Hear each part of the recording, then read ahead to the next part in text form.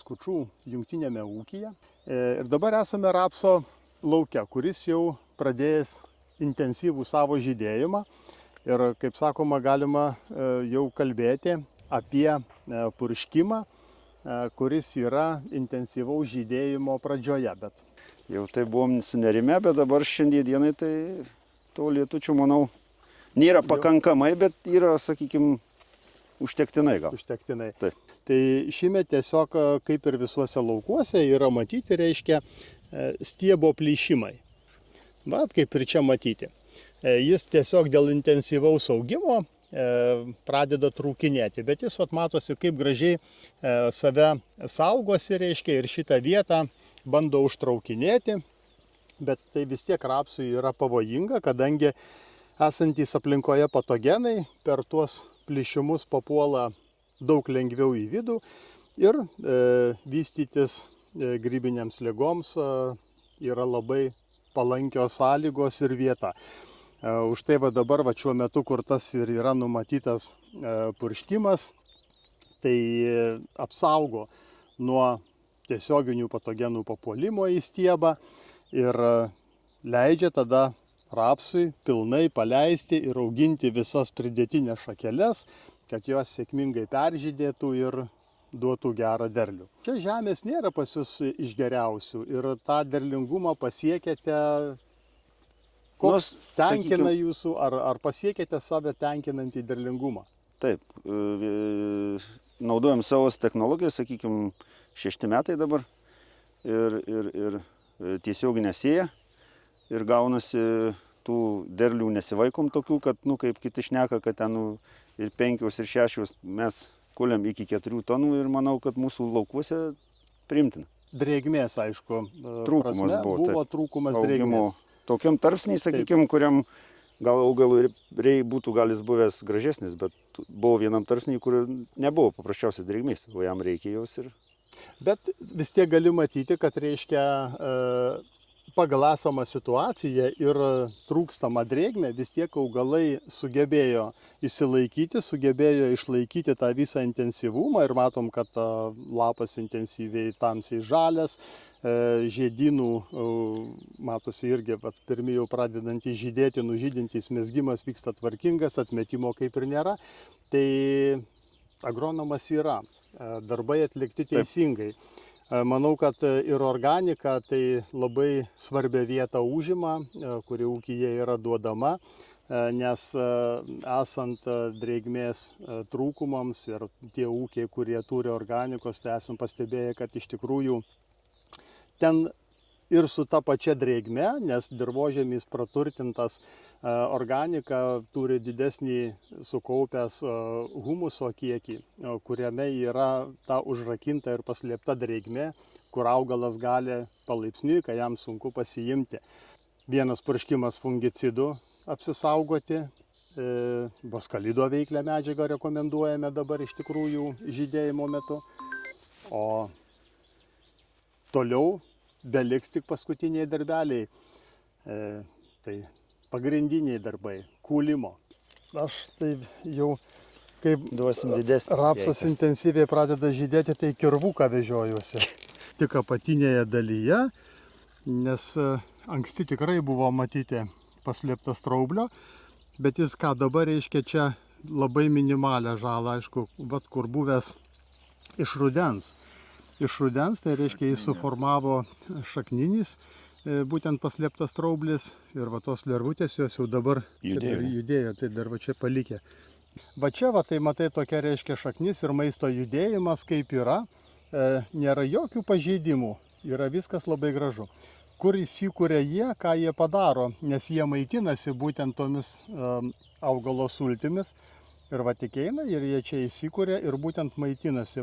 Jie maitinasi, bet augalui užkart nebeduoda to maisto. Tai tas rudeninis irgi iš tikrųjų ir reikia žiūrėti, kad tie visi darbai ir tas pats rudeninis purškimas tikrai yra svarbus, kad paslėptas straublis neapsigyventų šaknyse, nes čia labai gerą pavyzdį tokį turim. Labai dabar gerai matyti, kaip yra ir kaip atima šitoje vietoje reiškia.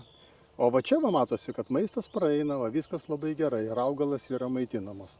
pradedam viską, kaip ir sakau, pradedam nuo rudens aptariam, tada reiškia pavasarinis.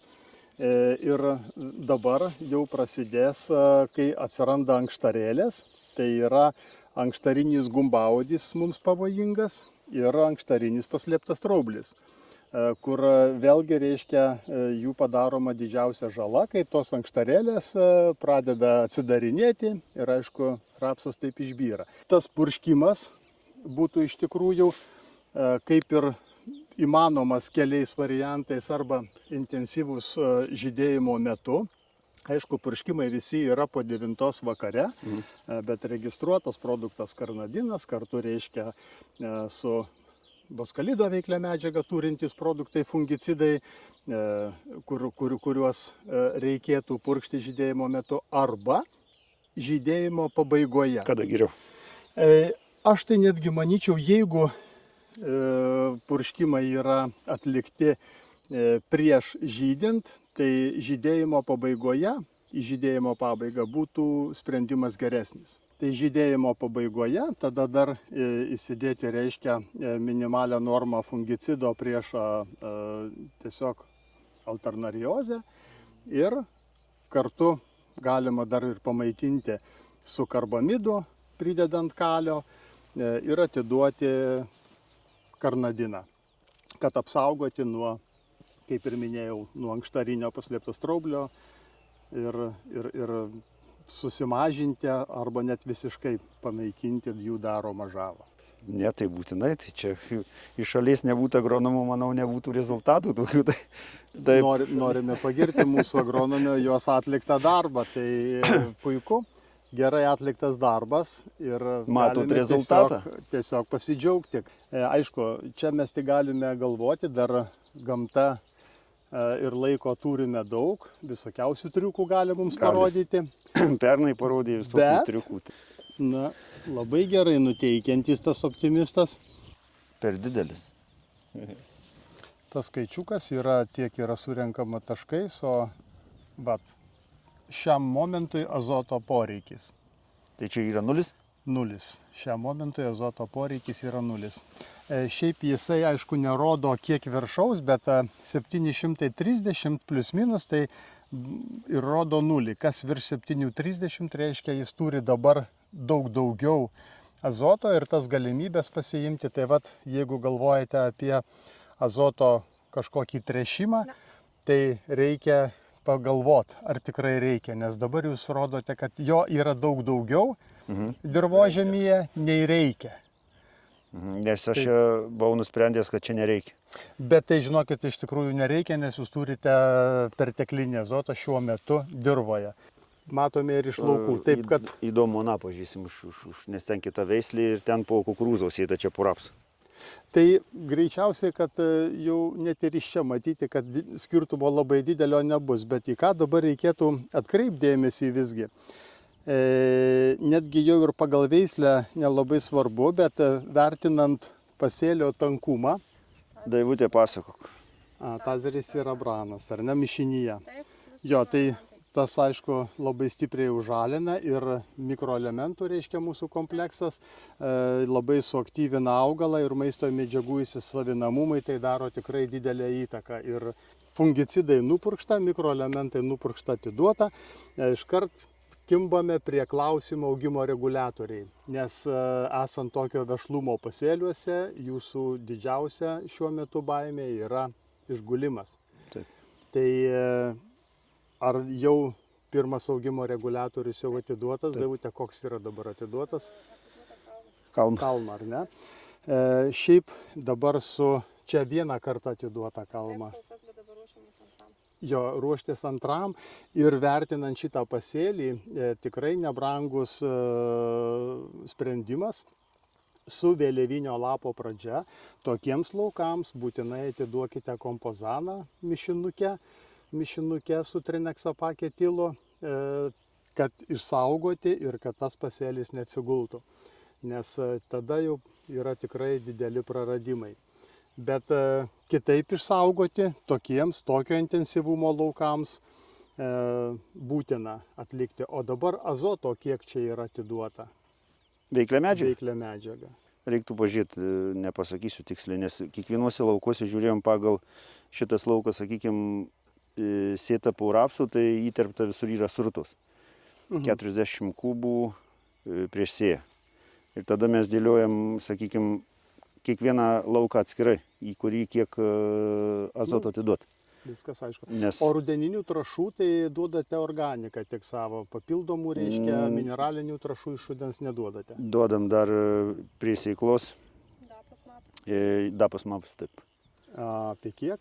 100 kg kažkur. Net 100 kg. Taip. Šiaip tai duodant prie sėklos ir su organika jūs tikrai galite drąsiai tą mažinti, ypatingai dabar šiam rudeniui artėjant, kai trąšos dapas mapas pabrango jau virš 800 eurų toną, tai jums ypatingai turintiems organiką ir laistant su ją, prie sėklos daugiau kaip 50 kg tikrai nereikėtų. Net aplamai reikia pasižiūrėti klausimas, ar aplamai reikia naudoti. O pavasarį įterpinėjate srutas ar? Darėm bandymų į kviečius. Taip. Reiktų važiuoti rezultatą žiūrėti. Manau, kad ten irgi pasiteisina. Tai greičiausiai, kad taip. Ten 60 gal kubų pilim į hektarą. Ir tada ten sumažinote mineralinio Taip. azoto. Ar visai net nedavėt? Davėm, bet gal per pusę mažinom. Salietrą. Salietrą, ar ne? 300, man atrodo. 300 salietrą, ar Taip. ne? Tai 300 salietrą, tai iš tikrųjų 102 veiklėti kažkur tai atiduota. Tai pasižiūrėkite dabar, ant kiek tai yra intensyvu ir atsakymas organikos, ką jinai padaro. Ir kad duodant tik 102 veiklios į hektarą, turėti tokį intensyvumą, tokį tankumą, tai puikus rezultatas. Tik belieka toliau teisingai atlikti vėl purškimukus. Ir aš tai tik vienintelis palinkėjimas nesusiguldyti šių laukų, nes čia yra viskas. Ir čia jau galima sakyti atlikta labai teisingai ir laiku. Na va, dar jeigu pasižiūrėti, tai ne tik kad šaknis, bet pasižiūrėkite, net ir sliekai viršuje yra visiškai. Organikos yra, jiems veiklos taip pat yra. Diskinių skutikų vienas iki, bet iškart įterpiant srutas. Vienu važiavimu padaro viską ir pasiim. Koks už tai iš kur tas yra įsikrūmijimas, matosi, kad miltligės jos yra, bet miltligė šiaip iš tikrųjų, tik aišku reikia stebėti, ar jinai nekyla aukštyn, ar nekyla reiškia ant viršutinių lapų, bet žiūrėkite viršuje, visur jos nėra, jinai yra palikusi tik pačioj. Ir ta, kuri yra visiškai apačioje, nekylanti į viršų, jau atliktas fungicidinis purškimas, nors turintis minimalų veikimą prieš miltligę, to užtenka. Viskas, jinai į viršų nebėganti. Ir jinai žalos jokios nedaro. Kuri yra apačioje, jinai tikrai, bet reikia stebėti, ar jinai nekyla į viršų. Bet viršų tai jūs matote visiškai švarų, intensyvų. Viskas, net taškelio jokio nėra. Esanti apačioje.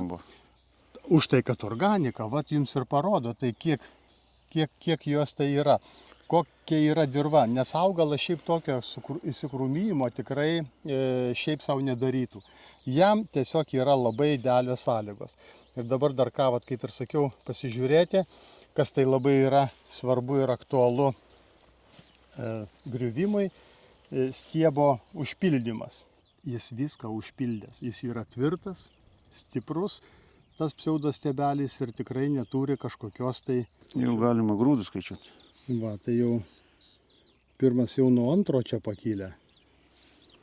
Sienelės jos yra pakankamai storos. Aukštis yra nulemtas senai, bet mums dar yra svarbus momentas vienoje varpelėje turėti 5 grūdus. Puikia apsauga turi būti nuo ligų ir augimo reguliatorius. Šitiems laukams viena iš tokių, sakyčiau, svarbiausių užduočių. Jeigu ateina sausra, tai tik nereikia lengvai ranką numoti, nes nuo vėliavinio lapo iki brandos mes turime labai ilgą laiko tarpą. ir augalas nuo vėliavinio lapo ypatingai pradeda intensyviai augti su plaukėjimu. Ir tada varpos jau išlenda, jos gali išlysti tokiam aukštyje ir gali išlysti tokiam aukštyje. Ir dar daug kas labai klausia, kad reiškia vasara, saulė skaisčiai šviečia, 25 laipsniai ir purkšti ar galima ar ne. Tai skaisti saulė iš tikrųjų purškimui purkšti negerai. Bet jeigu lauke 30, o saulė debesyse, tai aš tokius tikrai purškimus toleruoju ir darau, ir purškiame, ir neturi jokios įtakos. Bet kad nebūtų tiesiog Aktyvios saulės. Ir vėjo, žinoma.